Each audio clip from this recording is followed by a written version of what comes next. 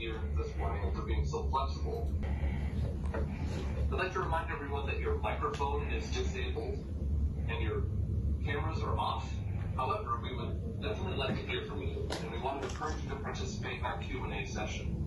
Now, if you check on the bottom right-hand side of your screen, you'll see the Q&A section there. And so if you have any questions for the whoever's speaking, either in the plenary session or in the breakout sessions afterwards, please feel free to participate in the Q&A session. We would love to hear from you. We definitely want to get your questions, and we want to get you the answers that you're looking for. Again, if you get disconnected during this meeting, don't panic. Just go back to that conference webpage, honolulu.gov/housing/veterans/HVVC, and click on the appropriate link. And again, if you forget it, just Google Office of Housing, the Mayor's Office of Housing, Honolulu, and you can go to the conference page from the homepage there. After today's plenary session with Drs. Brian Kelley and Danielle Eakins, we will leave this WebEx meeting and go to our separate breakout sessions, which are conducted in separate WebEx links. All of these links are available at the agenda link that I mentioned before, honolulu.gov/housing/veterans/HVVC. It is now my pleasure to introduce our opening speaker today, Dr. Adam Robinson, Jr., who was recently appointed the director of the VA Pacific Islands Healthcare System, but had previously served as the director for the VA Maryland Healthcare System. He has over 30 years of experience as a selection as the 36th Surgeon General of the United States Navy.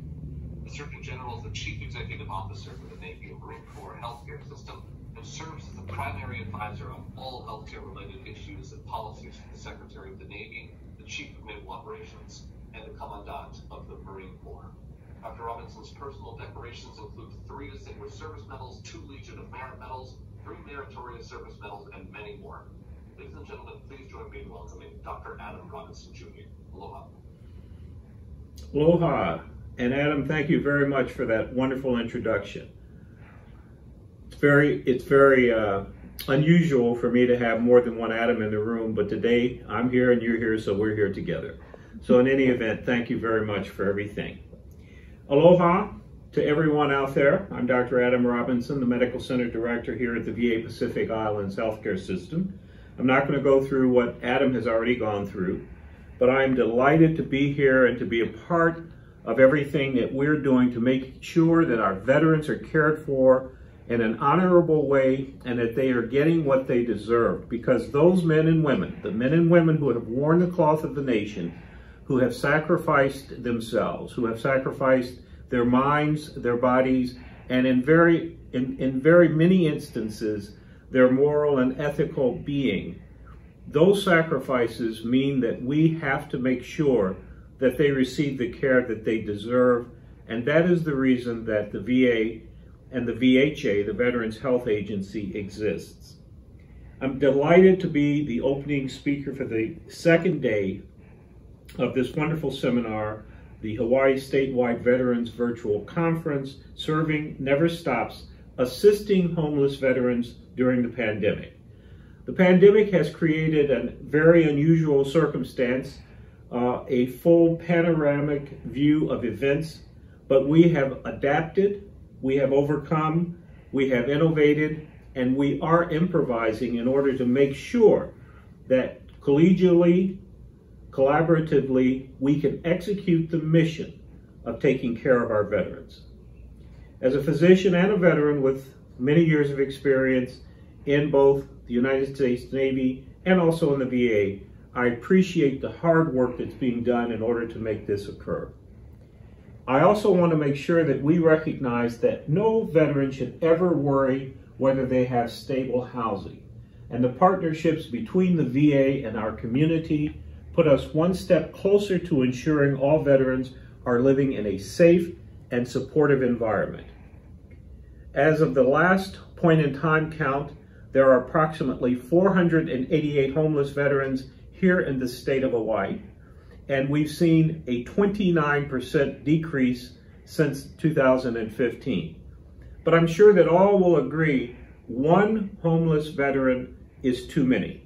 We can never be satisfied until all our veterans have homes.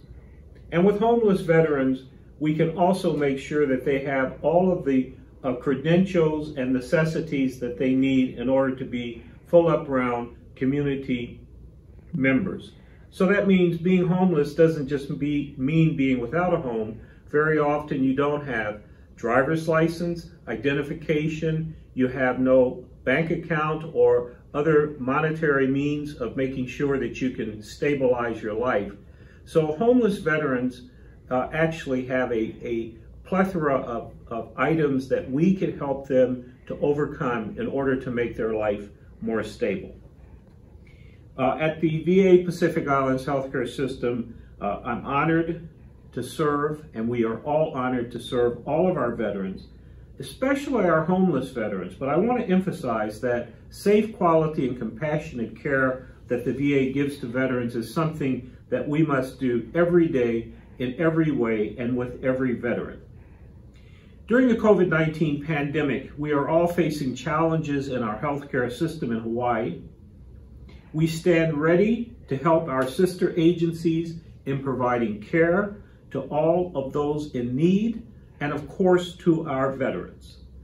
As you listen to the presenters today, and the three that are coming from the VA that I know, at least are written on my paper, Dr. Mary Harlinger, Dr. Brian Kelley, and Dr. Desiree Kabenti, I want to make sure that you recognize that as they talk about the best practices, as they talk about suicide prevention, which is one of the #1 clinical priorities that we in the VA have, and as they talk about mental health care today, I would like to encourage you to keep in mind that homeless veterans that you may encounter are the brave men and women.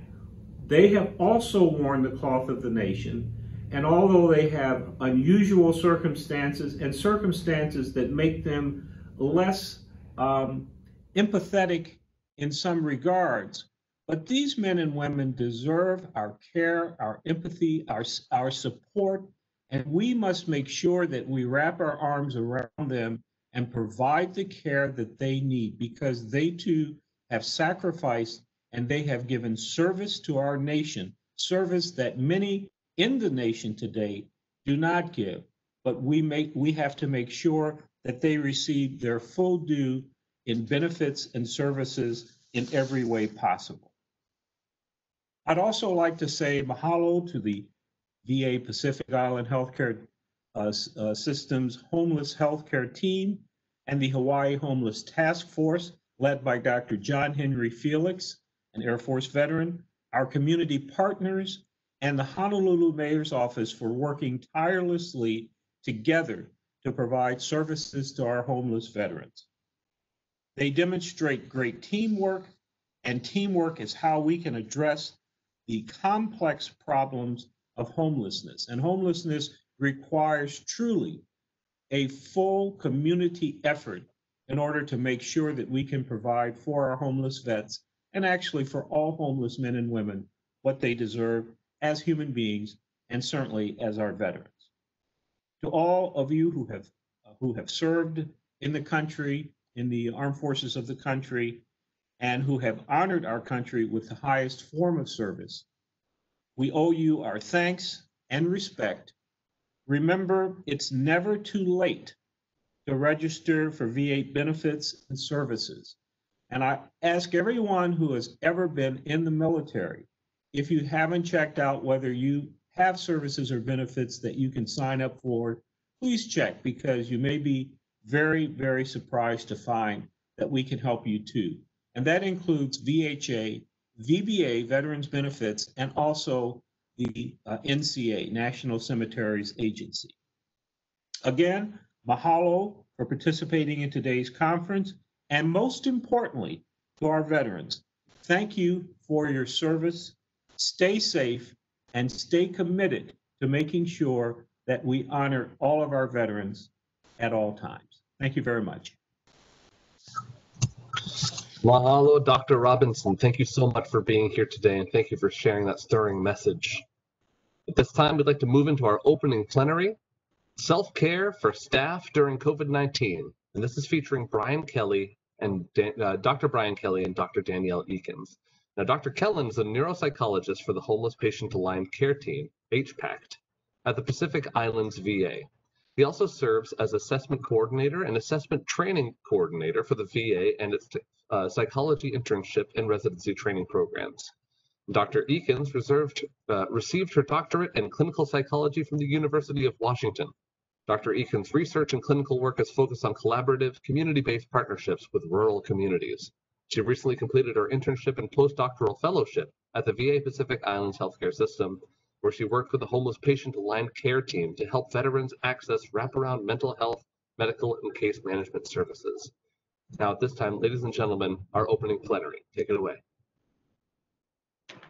Well, good morning, everyone, and welcome to day 2 of the inaugural Homeless Veterans Virtual Conference. Thank you to Adam for the kind introductions for both Danielle and I. And I also want to thank every single one of you who's attended this conference for your consistent engagement with great questions and comments during the presentations and breakout sessions. And also to the presenters, all of you, for sharing your knowledge and your expertise with us. Certainly, I have to step back and also thank the conference organizers, and to really give a special, well-deserved shout out to Berta and to Mark Alexander for really doing an exceptional job putting all the pieces together for this conference, coordinating and overseeing the entire event. So thank you all. Thank you so much.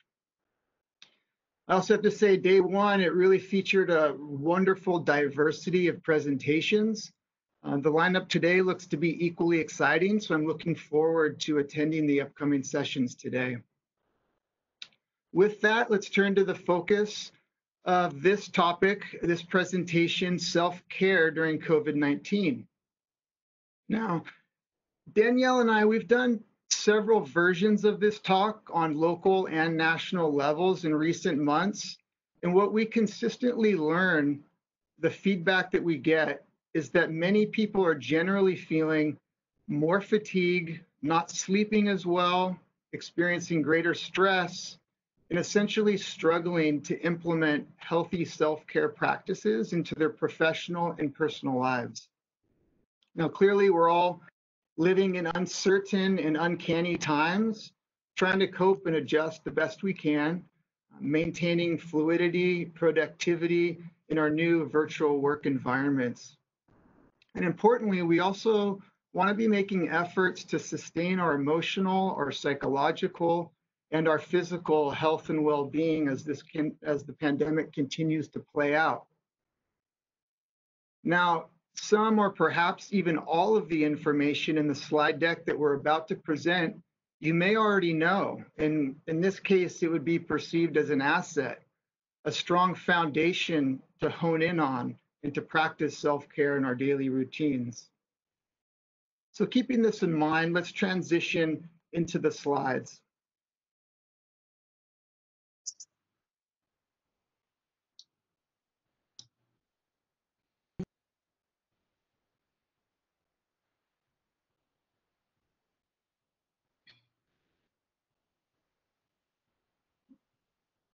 I'll turn it over to Dr. Eakins, and she's going to go ahead and begin the slide deck. Thank you, Dr. Kelley. And yes, I echo what Brian just mentioned in terms of just the gratitude for allowing us to be here and the gratitude for the work that everyone does in their daily life and in their work life and being here at this conference.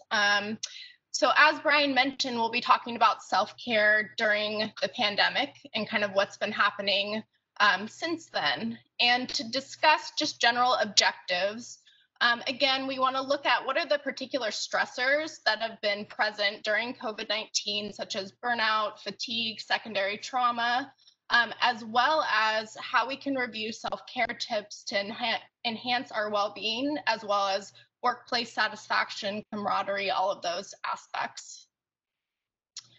So looking at this chart that I have here, I think it's important to discuss, first of all, what is kind of the foundational nature of our work and the professional quality of life that we have. So if you look here over on the left side of the graph, what we have is kind of the compassion satisfaction section of the graph. And this is over here in green, to kind of highlight that this is what fuels us, this is what keeps us going to work, and these are some of the things that inherently we really enjoy about our profession. So things such as helping veterans access homes, things like that. And those are kind of the things that may have increased during COVID-19, actually, in terms of the essential nature of our work being even more pertinent. So thinking about our compassion satisfaction, where we're at with that, and then conversely looking over the right hand of the graph. And over here, as you see in kind of the yellow, the black, and the red sections, what are things that we need to notice in terms of things that may be getting in the way of our professional quality of life, which in turn impacts us personally as well. So when we think about compassion fatigue, I think about a couple main things. I think about burnout, kind of in terms of what are the logistical and day-to-day difficulties that we're experiencing, as well as secondary trauma. And this is a term that you may already be aware of, but thinking about as we're interacting with folks on a daily basis in our work, we're taking on some of the struggles that they're having as well. We're in a very, personal profession, and how do those impact us, and how do we take some of that home with us? So again, looking at these more specific examples of burnout, fatigue, and secondary trauma, we had this quick unexpected shift to work at home. A lot of us are still in the field, but we had to navigate that first, right? So what are the technical and logistical and on the ground difficulties that we had to determine very quickly in terms of still providing care in a safe way for us and for our veterans? Also, we're probably experiencing decreased face-to-face support from coworkers. We're not all together. We're not kind of having that camaraderie or that support on a day-to-day basis that we were getting before. Also, we could have a decreased or an increased productivity and efficiency. Things are different. The way that we are doing our jobs are different, and conversely, kind of how efficient we are may have been impacted. Also, we're seeing increased distress in the veterans that we serve, as well as the population at large. Kind of we as a community and we as a nation and as a world are experiencing increased stress. So all of us are feeling that from work to home and other aspects. Also, we probably have increased worry regarding personal and veteran health and safety in the pandemic. As well as working with unhoused or vulnerable populations, that risk goes up when we as a nation are dealing with increased vulnerability in general. So kind of going on to our next slide and talking about self-care. So when we think about all these increased stressors that we're experiencing, what we also want to think about is what is self-care and how can we use that to maintain our professional quality of life as well as our personal quality of life, and how do we conceptualize that? So what I really want to stress is that self-care is an essential work survival skill.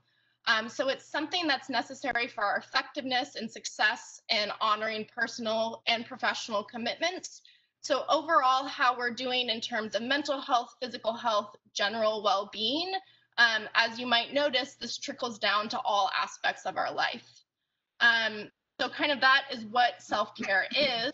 And then what are the specific activities and practices that you can do to engage in to make sure that self-care is something that is a practice that's a priority for you. And again, all of us know this kind of metaphor analogy. Just like as you do on a plane, you want to put your mask on yourself before you help out someone else. So next, on this next slide, what I want us to do is, again, self-care encompasses a limitless number of things. When we think about self-care, we can do self-care actually during our workday. We can do it after our workday, and it can encompass all different aspects of our life, both personal and professional.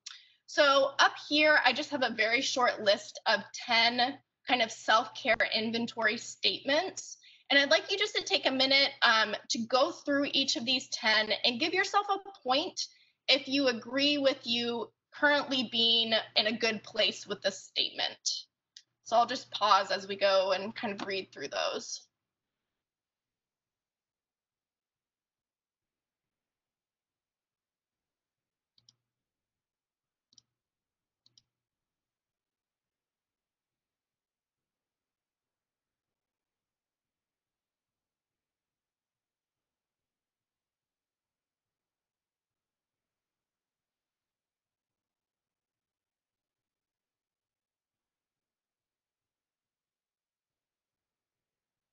Okay. So I don't know about everyone in the audience, but I know for me, as I read through this list, there are some things that I feel good about, some things I feel positively about, and some things not so much. And I think this is kind of a normal human state of affairs and something that I like to think of for myself personally, as well as for the veterans that I work with. That, you know, we have some basic needs and then we have kind of higher needs as well. And if we're not getting some of our foundational self-care, it's really going to affect us in kind of other aspects of our life. The other thing that I like to note about this is this list of 10, I'm sure, or at least as I read through it, I'm like, I know, like these are things that I know, but actually putting these into practice and putting a lot of them into practice regularly takes more of a mental commitment and more of a commitment to doing this regularly. So like Brian alluded to before, where a lot of these tips do seem inherent, which is great that it's on people's radar, actually committing and putting these into practice is something that's good to kind of hold yourself accountable to, or kind of also check in with coworkers about as well. So what I'm going to do is now turn the presentation over to Brian, and we've picked some certain self-care activities for tips kind of in regards to specifics with that might be helpful for folks. Great, thank you, Danielle. So we'll turn our attention back to fatigue because it is one of the more common symptoms that folks have been experiencing during the pandemic. So according to the CDC, lots and lots of us are stretched thin in COVID-19. We're trying to do more things at the same time, and we're having difficulty affording sufficient attention and sufficient focus and time to be able to complete each of these tasks. We're also working longer hours or different shifts, and this all can lead to poor sleep, and then by extension, naturally, greater levels of fatigue, daytime drowsiness.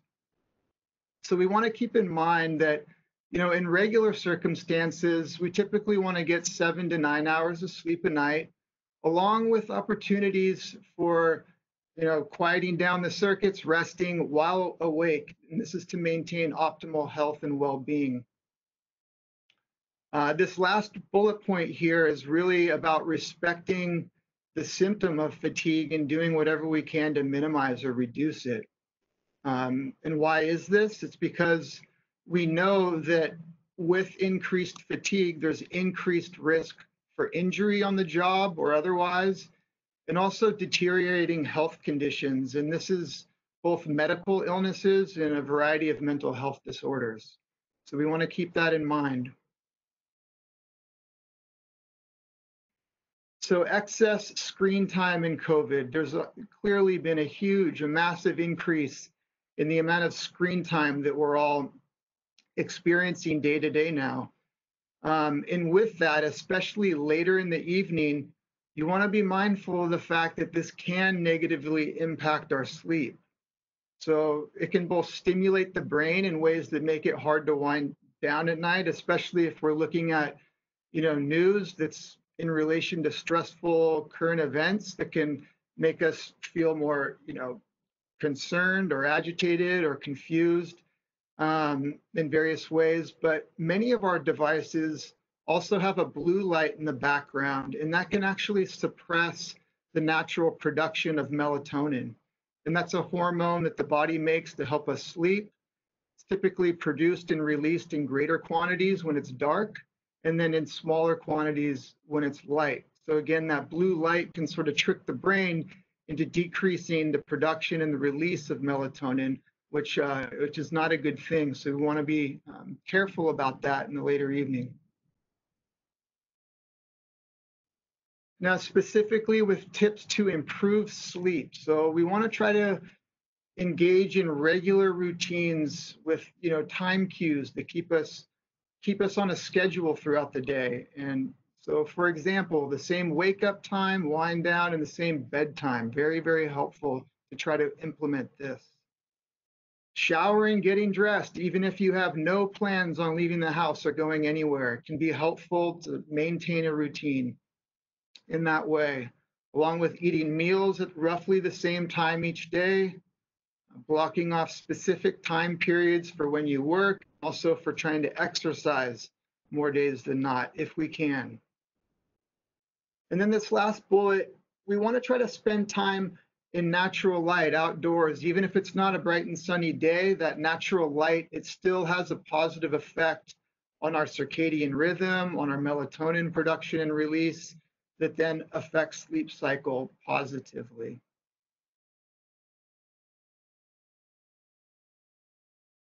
So while we do want to get outdoors every day for a period of time, about 90 minutes before we go to bed, we want to try to avoid sunlight or bright lights in the house, maybe dimming lights or turning certain lights off whenever possible. Again, exposure to light just before bed can cause us to feel more awake and disrupt our cycle. And you'll feel better if the room is comfortable, if it's dark, cool, and quiet. You want to consider blackout shades, or if you live in a noisy environment, earplugs can be very helpful. Okay, so with the next slide, I'm going to turn it back over to Danielle with respect to prevention and intervention. Thanks, Brian. So these are some tips in terms of some specific work tools that you might want to keep in mind or use. So this first one, in terms of reducing or dispersing difficult caseloads as possible. I know that there's the caveat of as possible. I know all of us, or at least myself, I've experienced an increased workload. One thing that I'd like to do during this time is get support from others. So at the VA, one thing that I really appreciate about work together is that it's very team-based, very interdisciplinary team-based. And so one of the things that a lot of us did kind of during this time is, even though we weren't face-to-face, the dispersing of caseload came in terms of team consultation, or taking on certain aspects of care in a team capacity. And I found that to be really helpful. Another tip that we have is to have an actual physical list of compassion satisfaction items.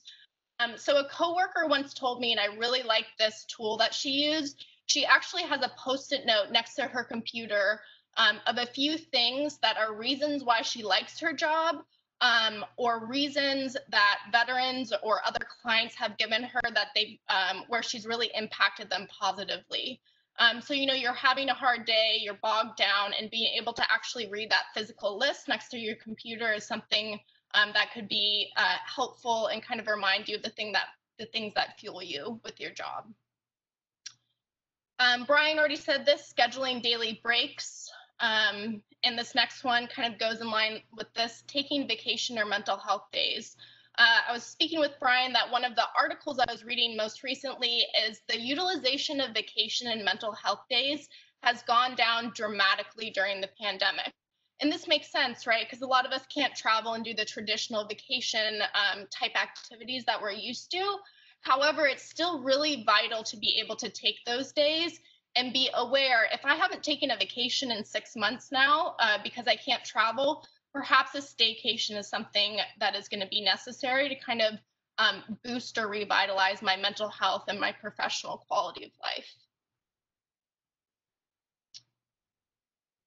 Again, we kind of touched on this already, but peer supervision, coworker support, consultation, be utilizing those and be also doing that creatively. And I'm sure a lot of you have done this already, but some of the consultation that we did during the pandemic was adding an extra phone check-in per week. Just extra things that even though we weren't in person, making sure to keep those ties close and regular.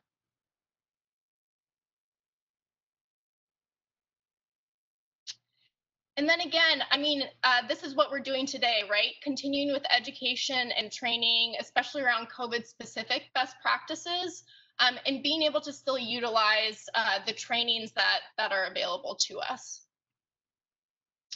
And then finally, the last two are in terms of personal coping mechanisms, self-care, things that we've kind of discussed already. But again, getting support from loved ones is something we haven't quite mentioned before. And that can either be support in spending quality time with them, or also asking if necessary that you need a break kind of after work by yourself. I know that a lot of folks, you know, are dealing with having children at home, family members at home, who are in tight quarters potentially. and the stress that that might cause. So being able to unwind after a workday and being really mindful about that. Great, thanks, Danielle. This is the last slide here. And I just wanted to share this slide. I attended a podcast by Dr. Michael Wilson, our medical advisor for VHA Homeless Program Office. And this has to do with finding camaraderie when working virtual. So one of the first things that he emphasized was that we all want to sort of take stock and recognize the disruption and the uncertainty that we're all facing. And within doing that, to potentially process and grieve, recognizing it is harder potentially to do this in isolation, but you want to think about any current grief or loss that you've experienced, as well as a growing phenomenon known as anticipatory grief, which has to do with, fearing for the impending or the future loss of a loved one. Dr. Wilson also in the podcast emphasized that leaders want to find ways to identify those who may be struggling more than others. And it is harder to do in a virtual environment, but it absolutely can be done, and it really needs to be done.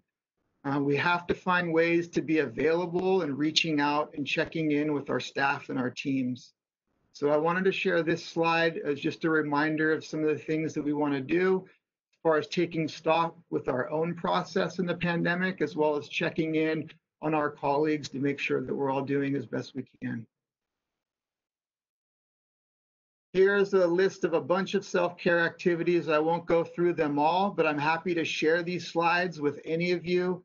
Many of you may be doing a lot of these activities, and maybe there's some creative, fun things that you can think about doing on this list as well. And with that, I want to say a big thank you for the opportunity to present. Stay safe, stay healthy, and have fun and enjoy the rest of the conference today. Here is my email address. Feel free to email me if you'd like a copy of these slides.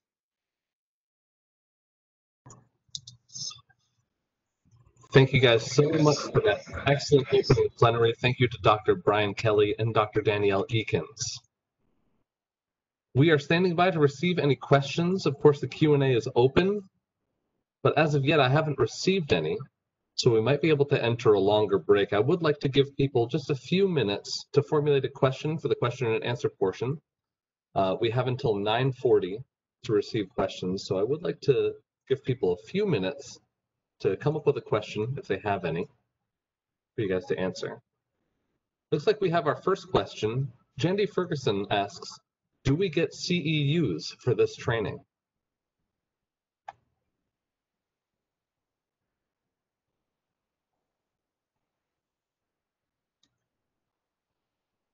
And either Dr. Brian Kelley or Danielle Eakins, whoever would be most appropriate to answer, CEUs for this training? Yeah, that's a good question. I appreciate that question.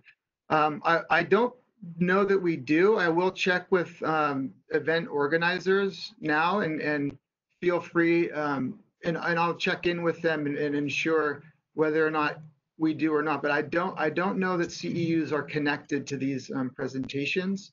So I will confirm that and get back to you.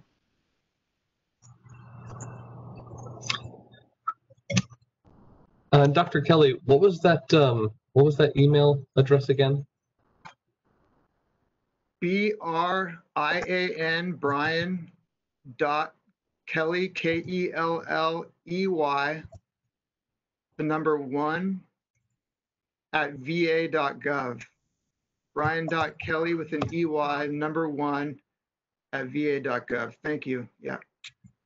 Thank you, Dr. Kelley. Sure. Here's a question for Dr. Kelley and Dr. Eakins. How do we keep the momentum, as it's been very taxing at times given ongoing challenges?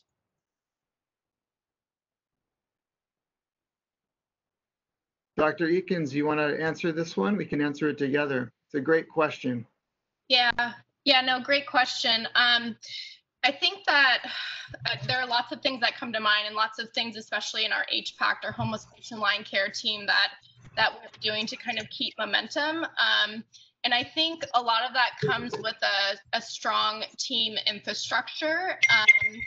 And we're really lucky to have that. But I guess being able to honestly speak to if you're feeling a bit of that bogged down in terms of momentum, or in terms of a bit of that burnout. I know for me, working with Dr. Kelley, that was something that was an open discussion that was welcome, and then strategizing what were the tools that we could do to build momentum. So for example, initially when the pandemic started, we were thinking, because we're community-based outreach, how are we going to access our veterans? And this was like oh no, like our momentum is going to be completely stalled by this when we weren't allowed to do face-to-face.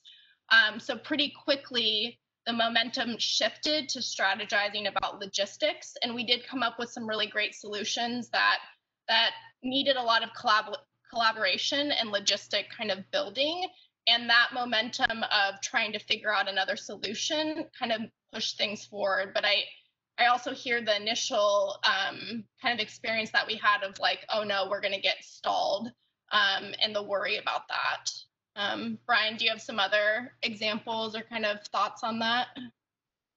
Yeah, I mean, it depends on the dynamics of a particular organization or a team, what kind of flexibility you have. But I think, the more you can brainstorm options without judgment, just sort of brainstorming with yourself and your team, what are ways that we can maintain momentum, and just coming up with a list of as many ideas as you can. And then after doing that, again, without judgment, then kind of going through and looking at the potential pros and cons of each alternative possible solution, and then coming up with an action plan for adjusting to the pandemic and moving forward. And then reevaluating that regularly with yourself and your team and seeing if you need to kind of adjust the sails a little bit. But I think the importance of brainstorming ideas, again, without judgment, just throwing as many ideas on the table as you can, is really, really a helpful strategy. And that momentum piece, with that sleep and hygiene and self-care, it all kind of ties in together. The more, you feel like you can maintain self-care regularly, essentially as part of your work practice, the more momentum, the more, gas in the tank I think that you're going to have. So thanks so much for that question. Okay, and that's about all the time we have for our question and answer portion. I'd like to thank you both so much for your time. I think we're going to be working together a lot to bring solutions to the city and county. So thank you so much. We are now about to enter our breakout sessions, which will each be followed by a Q&A. They will be conducted in a separate WebEx meeting, so this WebEx meeting is about to end. To choose your breakout session, please go to honolulu.gov/housing/veterans/HVVC, or you should have a link in your email address if you don't have that.